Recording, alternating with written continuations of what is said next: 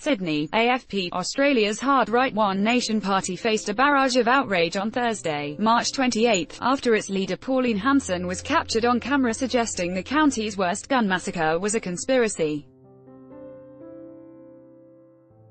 Footage from an Al Jazeera undercover investigation. Ms. Hanson floats the idea that the 1996 Port Arthur shootings, which left 35 people dead, were a false flag operation. An MP said it would actually take a massacre in Tasmania to change the gun laws in Australia, she told an undercover journalist posing as a gun lobbyist. Those shots, they were precision shots, she continues. I've read a lot, and I've read the book on it, Port Arthur. A lot of questions there, she added. Australia was rocked in 1996 when gunman Martin Bryant went on a rampage with semi-automatic weapons at the historic Tasmanian colonial convict site of Port Arthur. Then centre-right Liberal Prime Minister John Howard swiftly enacted tougher gun laws. Hundreds of thousands of weapons were destroyed in a nationwide amnesty, marking a turning point for a country that had a traditionally high rate of gun ownership.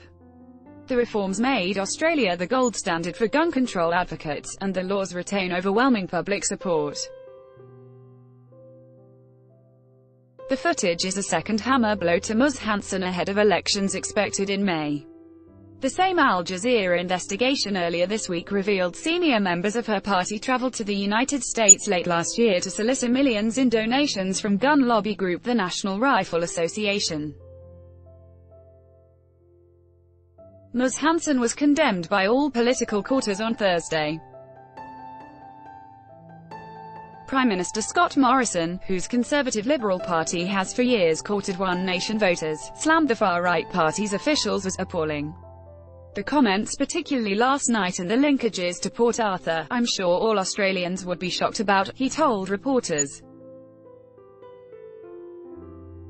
Gun laws have kept Australia safe for 20 years, Mr. Morrison said.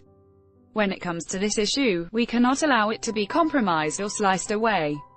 After days of mounting pressure, Mr. Morrison said his party would rank One Nation below the opposition Labour Party on voting cards in the upcoming election.